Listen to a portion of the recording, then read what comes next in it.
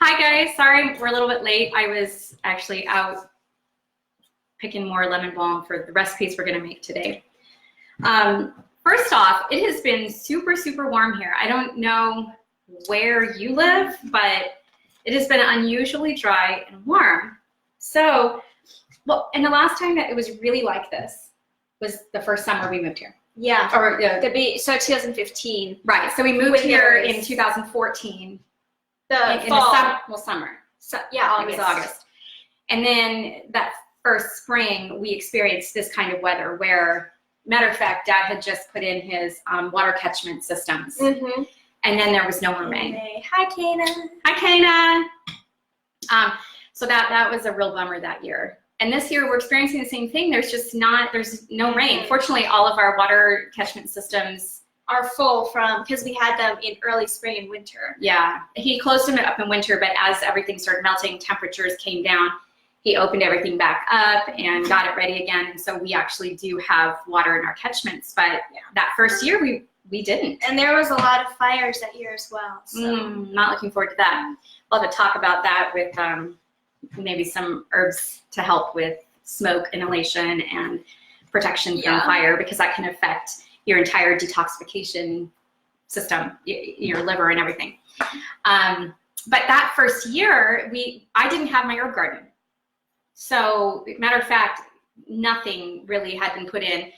Everything was new. So that first spring, we didn't really notice. It wasn't that big of a deal because we didn't have plants. Right, we didn't really have plants. Yeah. We had just started our garden, our vegetable garden and stuff, but I didn't have my herb garden. And the following year, we put in my herb garden, and we've had fairly long springs since then. Mm-hmm. So this year is the first year that I'm actually seeing massive growth really early in the year. Really early.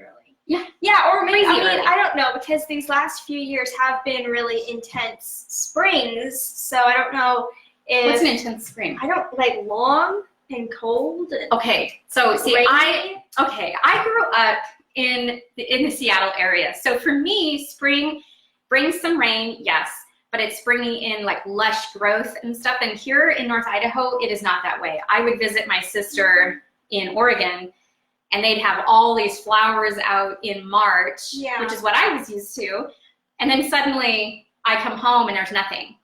Yeah, well, plus there was massive flooding. Yeah, we always had a lot of water. I think last year we had flooding all the way through June or something. Yeah, and we had some serious weather up until beginning of July. It was cold too, so nothing really started growing that much until the beginning of July. Yeah, so it was really different. And so now we've got more growth in the beginning of May than last year we did in the beginning of July. Hence, which is why today I was walking around the garden, or yesterday I was walking around the garden, and I saw all this lemon balm. So my lemon balm is going crazy and it has spread everywhere. So I decided, you know what, I'm gonna make something with lemon balm. First of all, let me tell you how to grow lemon balm. Plant it. It's really not that complicated. It will tolerate almost any soil, honestly. It likes moderately decent soil, but I have some lemon balm that has planted itself in my gravel. Yeah. And it's coming up and growing. It's probably not gonna grow the best there, but it grows, and it does spread. It spreads by seed, and it will just fling seeds off of itself and be planting random places. It is in the mint family, which, do you remember the name of that? Lamiaceae. Lamiaceae. Yeah. It's formerly the Labiataceae family, right? Labiataceae. But it's in the Lamiaceae, the mint family, and though it doesn't really spread by rhizomes. Easiest way to grow it is find a friend who's growing it, because likely they have too much growing. That's just the truth. I do, and if you live near me and you want to plant, message me and let me know, and we can set up a time for you to come out here and dig some lemon balm out. I got plenty to share. Yeah. I told my students last time they were here, take lemon balm if you want it. I think I only had one taker. I'm not sure. I'm going to encourage them every time. Anyway, it can grow in both sun and shade, but of course, like most things, it does like a good amount of sun. Don't plant it in total shade and expect it to have really good growth.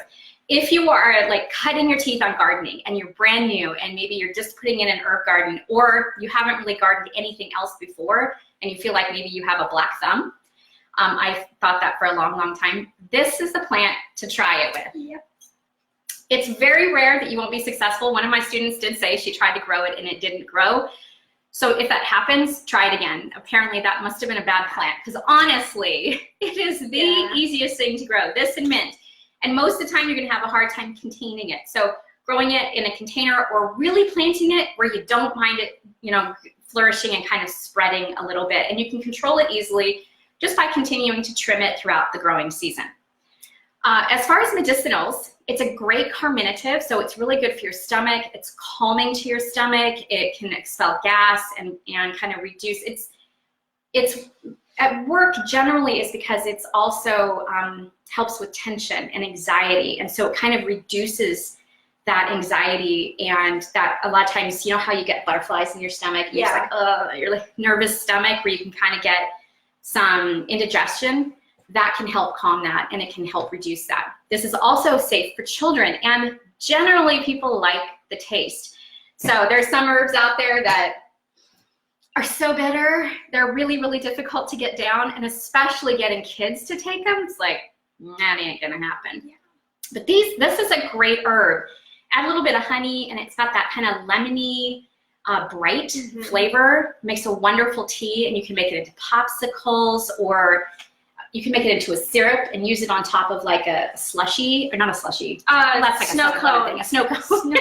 Shave ice. Putting syrup on top of a slushy? Yeah, no, let's not do that. Okay. Anyway, so that's how to grow it. And like I said, it's a carminative. It's calming to the stomach. It's a nervine. It's not going to knock you out. It's just going to calm you down. And so if you have some palpitations or some anxiety going on, lemon balm is really, really helpful for that. Okay, and cold sores, because it does have antiviral constituents in it. So Lindy's going to tell you her experience. I get really bad cold sores every single time I get sick. It's terrible. I got it from you. Thank you, Mother. Thank you. I like to give things to my children. And so I think it was like a week and a half, 2 weeks ago, I was getting sick again, and I was just getting over the sickness, and I was just thinking to myself, oh, I'm so glad to get a cold sore this time. And then about 3 minutes later, I felt the dreaded tingle, you know, like where it's just starting. Yeah, she manifested. And I was like, no.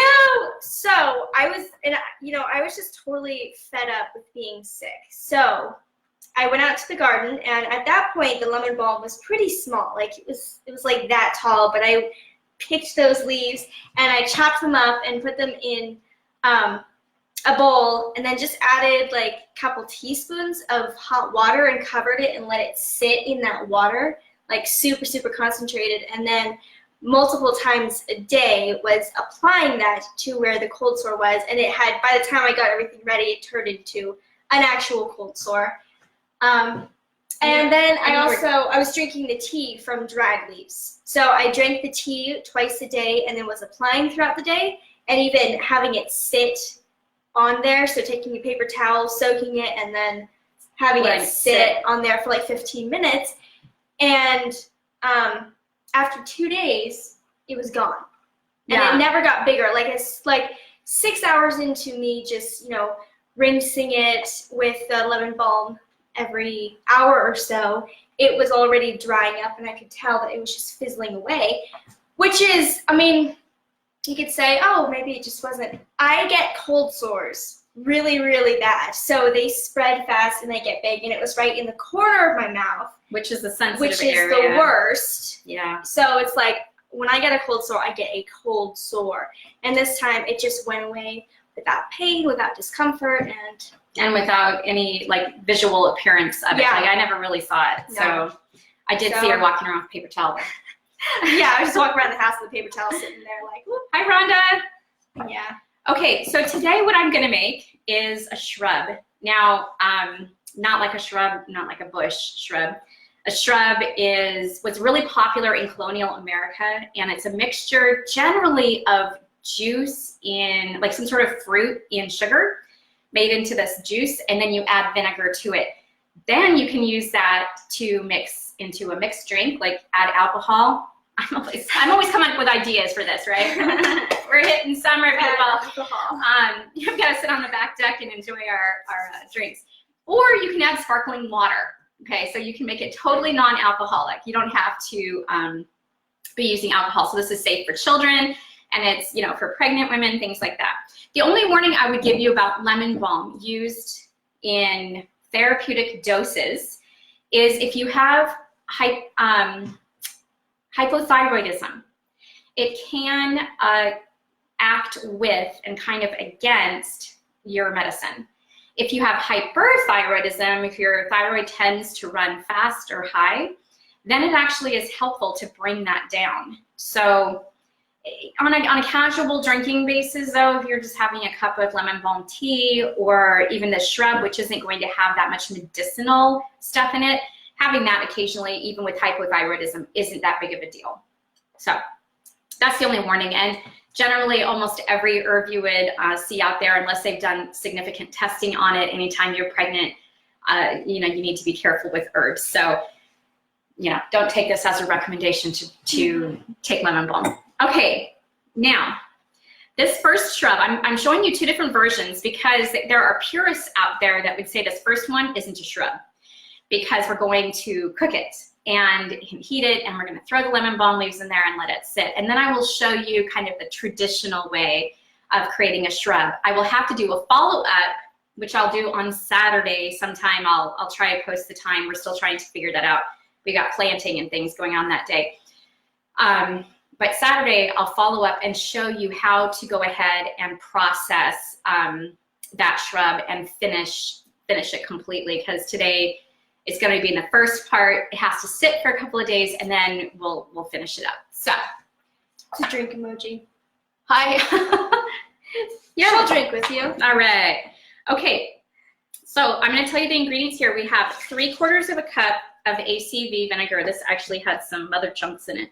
Yeah, I tried. It's lively. Okay, and 3/4 of a cup of sugar. And I'm going to heat this. This is when some people are, you know, some shrub makers would probably cringe. But I'm going to heat this, and we're going to do it on medium-high heat, and just until the sugar is fully melted. And as soon as that happens, we're going to put a 1/2 cup of kind of macerated lemon balm leaves in there, cover it, and let it sit. And then the reason we cover it is because it has volatile oils, okay? The essential oils, the volatile oils, as soon as heat hits, those oils are going to start going out. And if you don't have it covered, it just goes out into the air, which smells nice, but it's not going into your product, whatever it is, if you're making a tea or whatever. Everything in the mint family has volatile oils, and so you need to cover it. If you're making an infusion or tea or anything like that, it needs to be covered. A lot of people don't know that. They just throw a tea bag in a cup and then make their tea, but things like even lemon, lavender, chamomile, any mint, things like that. Yeah. Okay, so while we're waiting for that to heat, we're gonna start pulling these things apart, and we're gonna begin to do our other shrub. I need to get, well, technically this is 1/2 cup. I just need 1/2 cup, kind of, you know, that's probably 1/2 cup. So give me one of those bowls. Ooh, not that one. That one's wet. Oh, I wanted to show you guys really quick. So when I was outside, I saw a bunch of dandelion flowers, really, really convenient right outside my herb garden. And so I brought them in really quick and made the dandelion fritters, dandelion flower fritters. So good. Oh my word. If you've never had them, you need to make them. I'll maybe do a video on this sometime. It's hard for me to do a video on it because when you pick them, you have to work fast. They like, as soon as you pick the flowers, they like to close up really, really quickly. So you have to like go out, harvest super fast, come back, and then put everything together quickly. And so that's what I was doing shortly before we got online here. Okay, so I'm just gonna tear these apart and sort of just get them into smaller pieces and allow some of the juice from inside to escape. The next shrub we're gonna make is actually going to have some fruit, and I decided to do a lemon. So a lemon and lemon balm, which to me is going to be nice and refreshing. However, and I think medicinal, you know, it's got that lemon in it, which is so good, high in vitamin C. But there are a lot of fruits that you can use, including blueberries, strawberries, raspberries, any of those you can use to make a shrub. I've made even a cantaloupe mint shrub before. Any kind of fruit that's juicy or that you can, you know, kind of, that can draw, you know, the juice can be drawn out. There's so many choices out there. So I'm gonna check this and see what's going on. Let me get something to stir with. So really the sugar is almost melted here. This is heating up fairly quickly. And then we're just gonna let, as soon as this heats up, we're gonna put that lemon balm in, and it just kind of seeps down into it. So it's a half a cup of lemon balm leaves pulled apart and mashed, basically. So the next one I think is just a little bit more fun, besides being more traditional and common. Like I said, you can use really any combination of fruit and herbs. All right, so this is totally melted. I'm going to stick the lemon balm leaves in there. Where's my lid? Stir it up slightly, and then cover it. Okay, next we need to pull this forward. So next, I have organic lemons. If you are going to be using lemons and you're going to be including the peel, make sure you get organic and you wash them really well. You know, I was reading something earlier, one of the neat ways that you could actually use fruit that is not, you know, it's just starting to go off. Not bad. Oh, it like maybe just mushed. extra Maybe it got mushed, or it doesn't look as attractive. Is to make shrubs or juice out of it.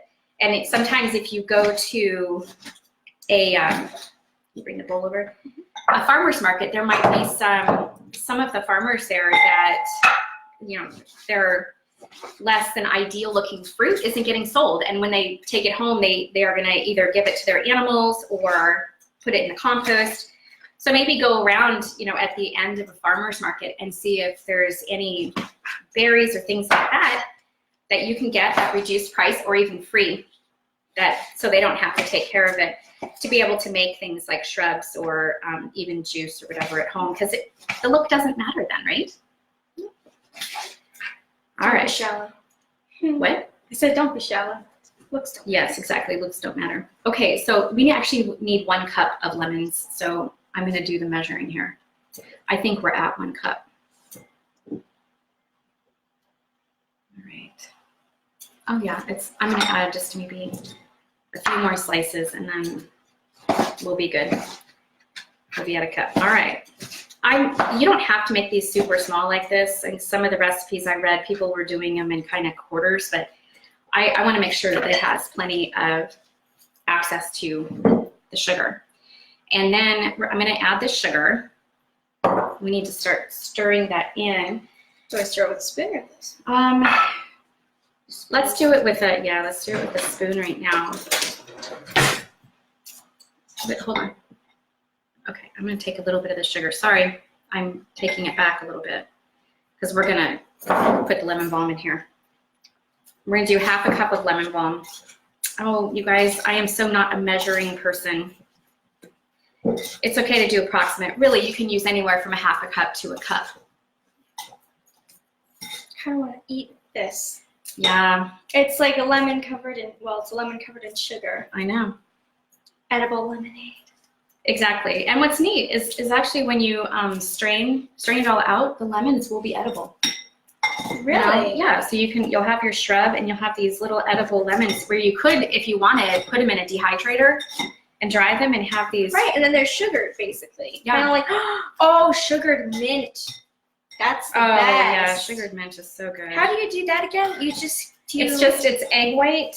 Egg white. Yeah. You just dip it in a little bit of egg white and then in sugar and let it dry. And just let it sit out. It is the best after dinner treat ever, especially if you use chocolate mint. which, are you eating my stuff? I had one piece, yes. Chocolate mint is absolutely delicious. Honestly, it tastes like an Andes mint if you like those. If you do it, oh man, it's so good. I love lemon and sugar. Well, yeah, I love lemonade. It's like a lemonade. Mm-hmm. This is a little tedious because you've got to pull all these little leaves off. The stems don't have much flavor or anything, so, you know, here, Linda, you can start helping instead of sitting around eating our lemons. I have to watch her. Found my new favorite snack. Well, I guess it's better than some snacks. It still has some health. It's better than Nutella. Just saying. And Tastes better, too. you know, I did read recipes out there where people were using the brown sugars and things.